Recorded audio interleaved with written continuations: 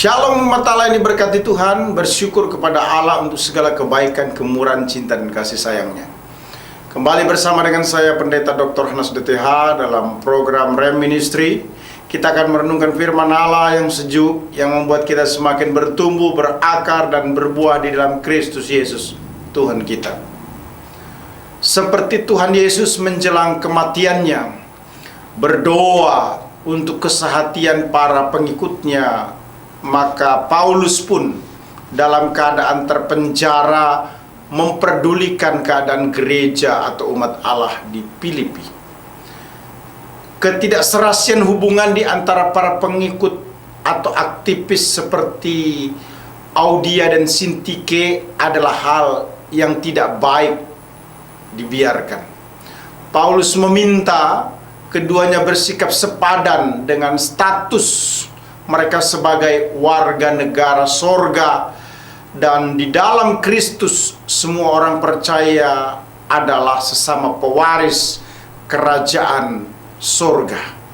Paulus meminta agar setiap orang percaya ataupun umat Allah juga dalam hal ini adalah sunsugos, yang berarti sesama pemikul kuk, untuk turut berusaha mendamaikan kedua pelayan Tuhan, yakni Euodia dan Sintike, sehingga mereka menjadi sehati sepikir dalam Tuhan. Untuk hal ini dapat terjadi karena Paulus memberikan dorongan terhadap jemaat di Filipi, sebuah dorongan yang juga berlaku buat kita semua saat ini untuk mengalami perubahan pikiran. Bukan lagi mengenakan pikiran duniawi, pikiran pribadi, tetapi mengenakan pola pikir di dalam Tuhan. Umat Allah yang diberkati Tuhan, tema khotbah hari ini adalah pembaharuan pikiran. Pembaharuan pikiran dijelaskan oleh Paulus di dalam Filipi pasal 4 ayat 1 sampai dengan ayat yang keempat. Firman Tuhan menyatakan demikian. Karena itu, saudara-saudara yang kukasihi dan yang kurindukan, sukacitaku dan mahkotaku, berdirilah juga dengan teguh dalam Tuhan, hai saudara-saudara yang kekasih. Euodia kunasehati dan Sintike kunasehati, supaya sehati sepikir dalam Tuhan.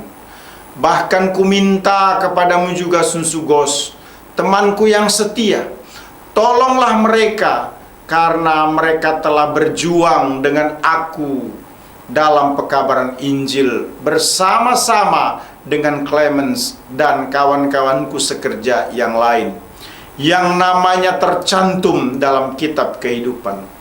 Bersukacitalah senantiasa dalam Tuhan. Sekali lagi kukatakan, bersukacitalah. Umat Allah ini berkati Tuhan, pembaharuan pikiran dimulai dengan pembaharuan pikiran dibangun dengan kekuatan Tuhan.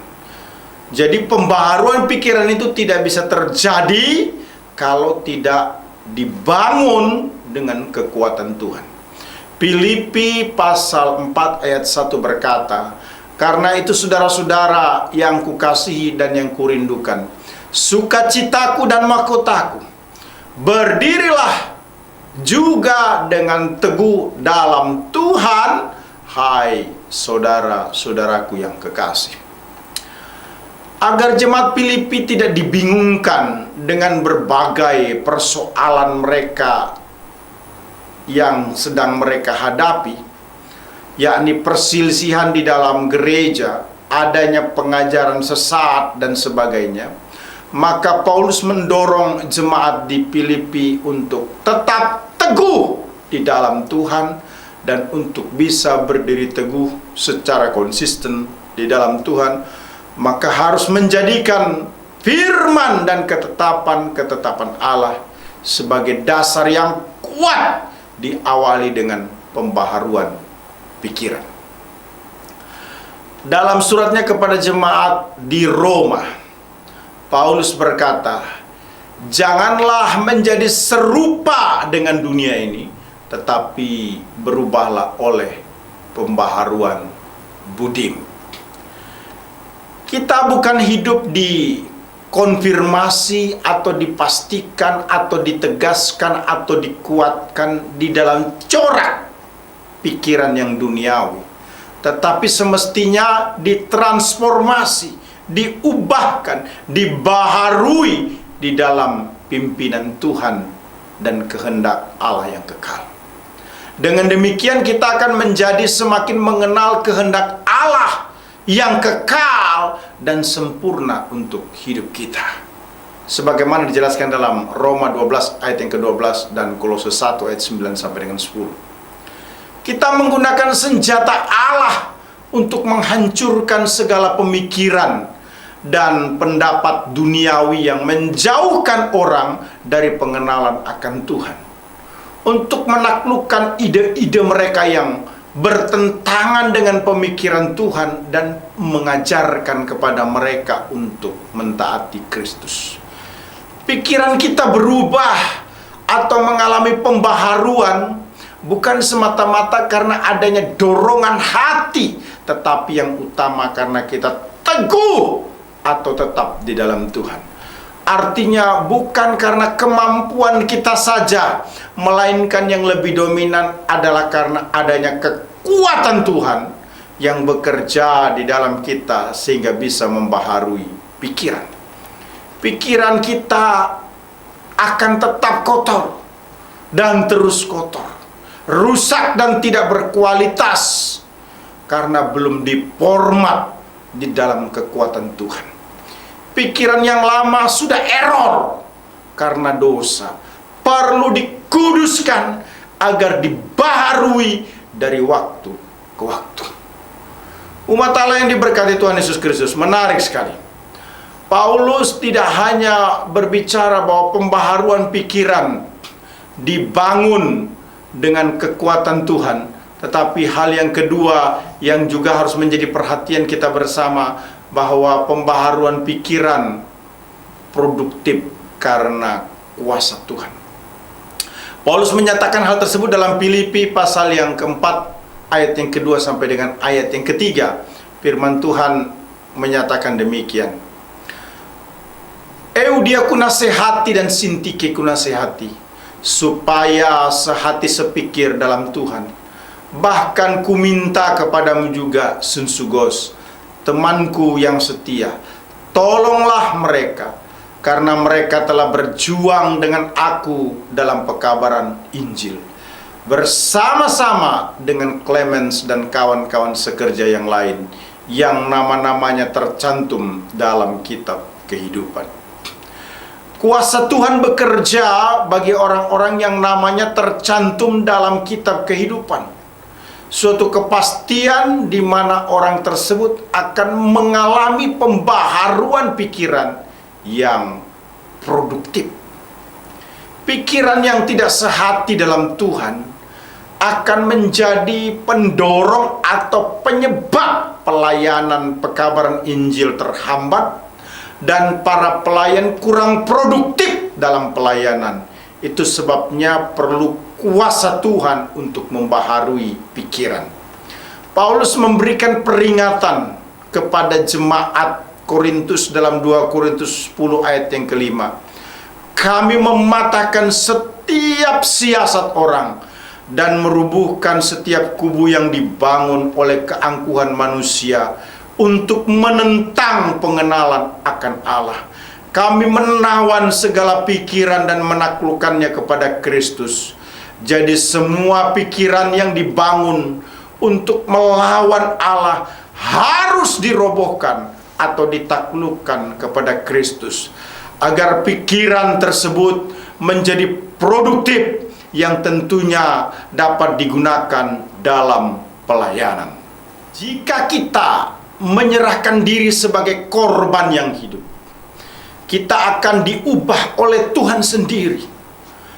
Perubahan pikiran bukan dilakukan karena usaha kita, tetapi saat kita menerima Yesus sebagai Tuhan dan Juru Selamat pribadi, dan menundukkan pikiran-pikiran kita kepada pikiran Kristus yang terlihat melalui firman-Nya. Pikiran kita akan diubah, dan Kristus terus akan mengerjakan pembaharuan pikiran dari waktu ke waktu dalam kuasa kekuatan-Nya. Saat pikiran kita diubah oleh Kristus, pembaharuan pikiran akan membawa kita kepada hal-hal yang lebih penting dari perkara-perkara duniawi.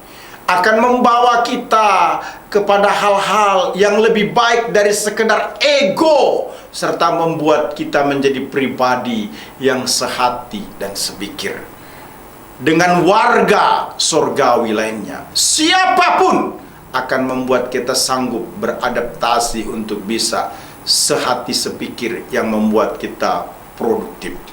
Kita pun akan dapat mengenal kehendak Tuhan yang sesungguhnya dalam kehidupan kita, bahkan memproduksi hal-hal positif untuk kemajuan, baik untuk diri kita sendiri, untuk keluarga kita, untuk pelayanan kita, bahkan masyarakat di mana kita tinggal. Gunakanlah senjata Allah untuk menghancurkan pikiran dan pendapat duniawi yang menjauhkan kita dari pengenalan akan Tuhan. Taklukkan ide-ide yang bertentangan dengan pemikiran yang tidak sesuai dengan kehendak Tuhan. Tunduklah pada Kristus, maka pikiran yang brilian di dalam Tuhan akan muncul dan dapat digunakan untuk kemuliaan namanya. Umat Allah yang diberkati Tuhan Yesus Kristus, luar biasa pembaharuan pikiran dibangun dengan kekuatan Allah. Itu merupakan hal yang pertama yang harus diperhatikan terkait dengan pembaharuan pikiran.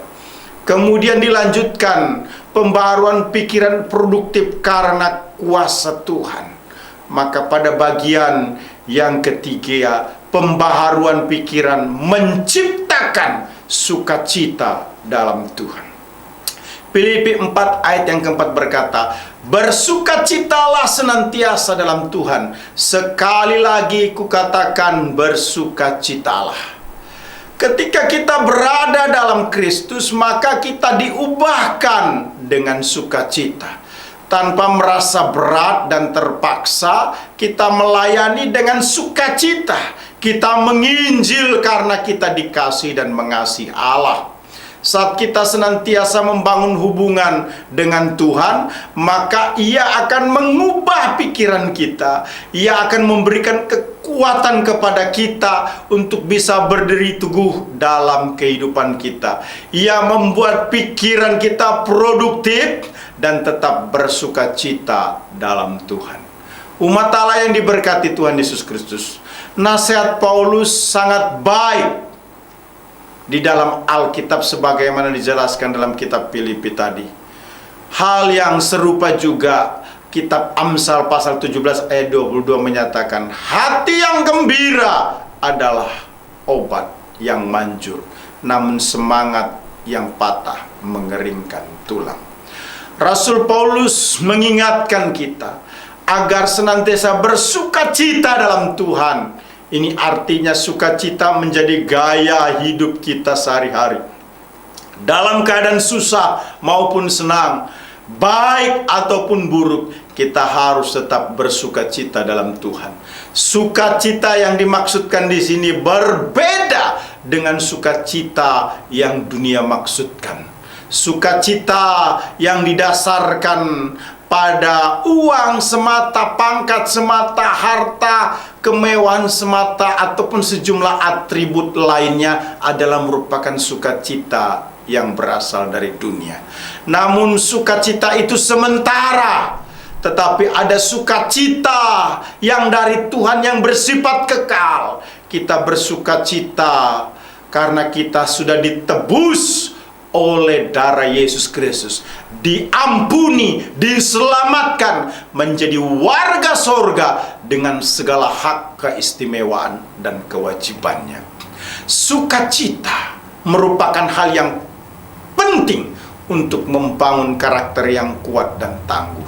Sukacita juga adalah salah satu cara untuk bisa menjalani pola hidup yang sehat. Orang yang bersukacita pasti mempunyai semangat, dan semangat ini dapat ditularkan kepada orang-orang di sekitarnya. Salah satu tanda orang yang bersukacita adalah senyum. Suka tersenyum. Tebarkanlah senyum Anda agar suasana di sekeliling Anda menjadi tentram dan nyaman. Senyum dapat mengakibatkan semangat yang terpuruk akan dibangkitkan. Sebaliknya, orang yang tidak punya sukacita akan kehilangan semangat dan mudah terserang penyakit. Karena loyo, jadi sedih, jadi susah, hidupnya sengsara dan tidak berpengharapan. Senyum yang ramah merupakan awal suatu hubungan yang baik, yang menguatkan dan menjadi sarana untuk memperkenalkan Kristus kepada setiap orang.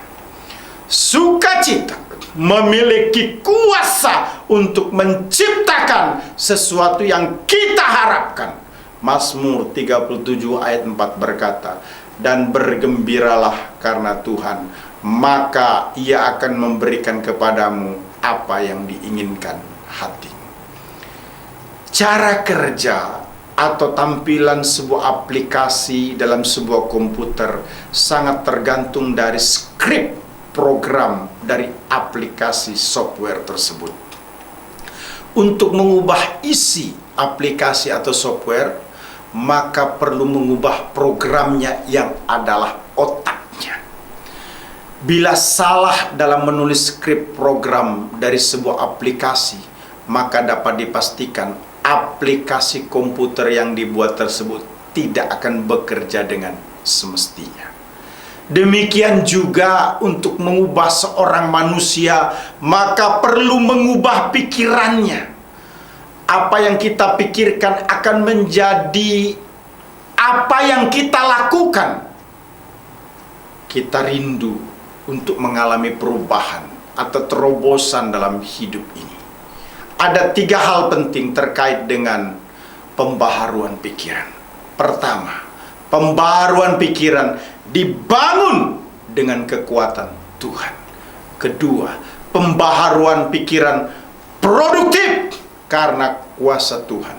Ketiga, pembaharuan pikiran menciptakan sukacita dalam Tuhan. Haleluya, Immanuel. Amin.